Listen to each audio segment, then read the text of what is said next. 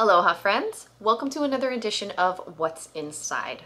What's inside our products? What do these ingredients lists mean?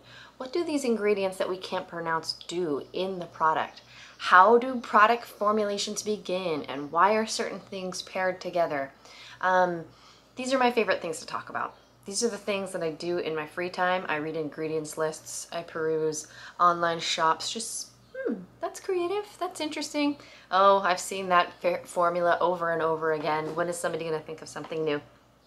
And education is really like a passion of mine. I really like sitting down and explaining stuff, and I really want everyone watching to be able to go into a store or click on an online store's ingredients list and just feel really confident in what they see and knowing why products are maybe put together the way they are, understanding sometimes why synthetic ingredients are valuable for the skin in certain types of products. And so yeah, without further ado, let's jump in. Okay, I have 3 sick kiddos. They have a cold, nothing major. We've all already had COVID, and so everybody's just kind of a little down. So I'm not in my normal soap shack filming today. And so I thought the easiest thing for me to do would be to sit down and do a what's inside. Because I just got in the mail yesterday a replacement of my Suntegrity Impeccable Skin Sunscreen Foundation. I just happen to think it is the best sunscreen CC cream, BB cream on the market. I think it's a dupe for IT Cosmetics, which is a hard act to follow in my opinion. IT Cosmetics CC cream is what got me into clean beauty, green beauty in the first place. And so I love to champion this product. And so I thought, because it has such a long list of synthetic ingredients, that it'd be really fun to talk about why it is such a stellar product, why the formula is so impeccable and stable and solid for your skin, and also why it's worth the $55 for the tube. With or without free shipping, depending on how much you spend. And being as how this is my 6th tube of this product, I feel like there's just no one better to tell you about it. First up, let me show you the texture. The texture has a really dense, thick coverage like you would want from a foundation or a CC cream, but it's very non-greasy because they don't use really any plant oils.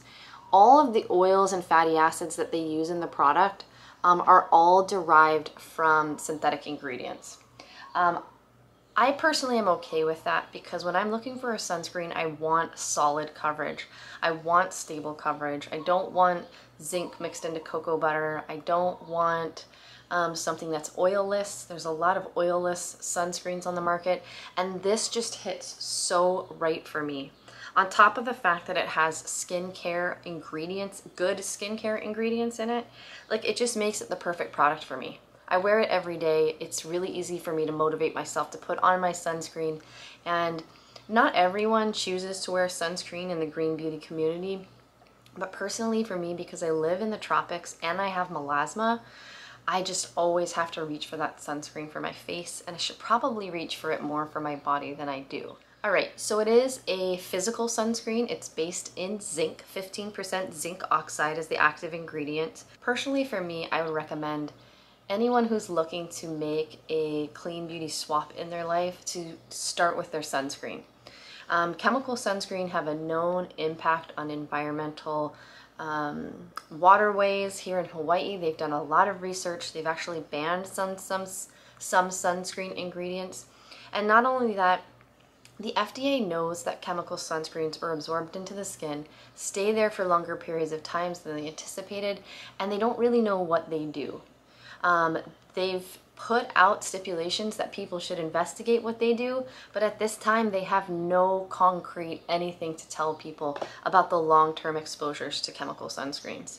We also know that, you know, in the 80s as to now, people are applying sunscreen more often.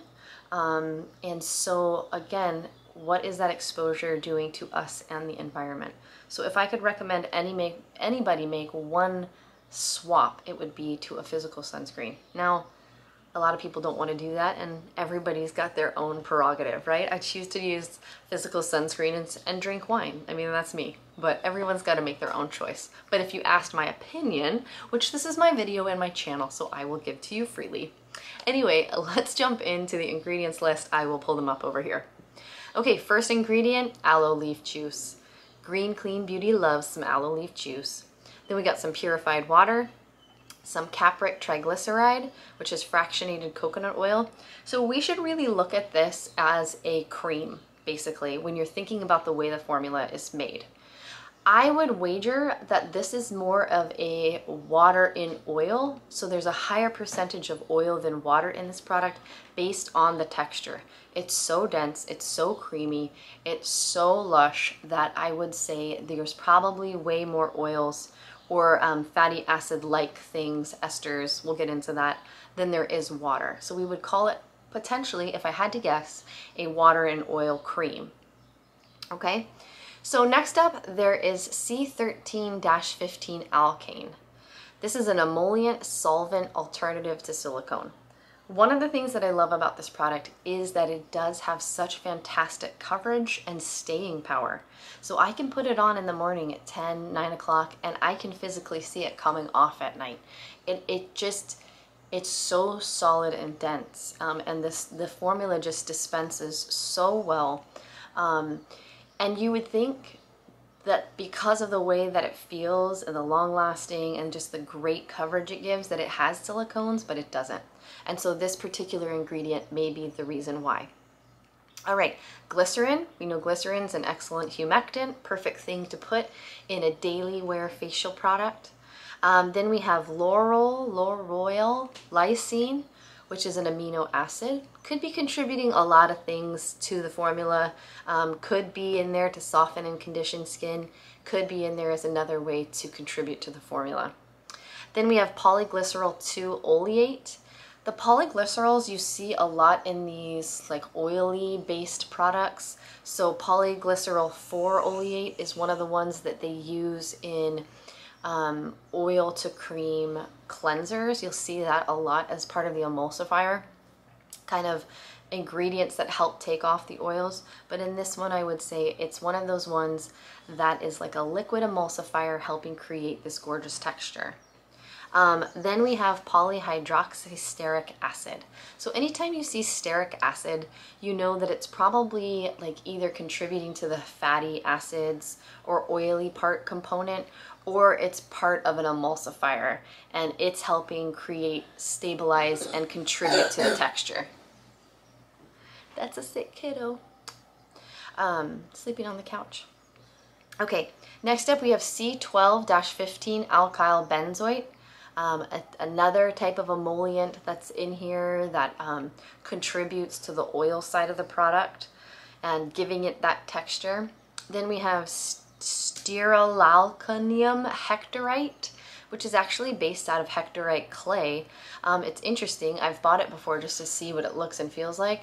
And it's a powder, and it helps to kind of disperse and give bulk to the formula. Then we have radish root ferment. Clean Green Beauty, we love our radish root ferment as the preservative. Because this probably doesn't have a high water portion in the product, probably the preservative system is pretty simplistic. We probably don't need much more. Like in more water-based products, you see other things contributing to the preservative system. In this one, we just see the radish root ferment, and that's again probably because we have a higher concentration of oil over water. Okay, then we have an interesting ingredient called dipalalmitola hydroperoxyroline. Can't pronounce any of these. Okay, so it's a potential collagen stimulant and protective agent. And so this is kind of when we get into a couple of the ingredients already. We've moved out of the workhorse ingredients that contribute to the texture, to the feel, to the overall formula. And now we move into some of the things that maybe were added so that this product truly acts like a skincare product. So this one, a potential collagen stimulant and protective agent, actually gets absorbed into the skin, if any of the products getting absorbed into the skin, but to protect and potentially stimulate different parts of collagen and elastin. So very fascinating. I actually didn't realize that until I went looking into this formula. Then we have tetrahexyldicyl ascorbate, oil-soluble vitamin C. It's actually a really expensive ingredient, but it's fabulous to see it in your daily sunscreen product. Like, it's just a perfect way to get it, because not only can it act as an antioxidant, but it can also maybe contribute to vitamin C production, maybe. Then we have tocopherol, vitamin E. And then we have two extracts that actually, when I was looking into this, I found a laboratory that helps produce them that talked about how they actually work together. So one is a red algae extract that works to increase moisture, inhibit melanin, reduce wrinkles, dark spots, as well as works as anti-inflammatory. And then we also have this Caespina spinosa fruit extract. And so I guess this company was saying that these two ingredients work together to create a film on the skin. But both are actually beneficial to the skin in their own rights, like respectively, but together they work to create this film, which is really cool because, again, when you're looking for a sunscreen product that you want to stay put and to have even dispersion on your face, it's great to see like not only like these beneficial ingredients for the skin, but that they're working together to help overall make a better formula. Just smart skincare. Then we have bisabolol, an active plant ingredient isolated from German chamomile and thought to have anti-inflammatory and skin-soothing properties. We have hyaluronic acid, we have green tea, leaf extract, we have phospholipids, which you've probably seen in a lot of products, but they go to contributing to the oil portion. You know, when we're making a cream, we have oil and water and an emulsifier, and so instead of seeing something like red raspberry seed oil or argan oil, you're seeing these things like phospholipids and stearic acid components, and one of these other ingredients down here at the bottom called isopropyl titanium triosterate. It's another one, it's an ester, so it kind of looks clear and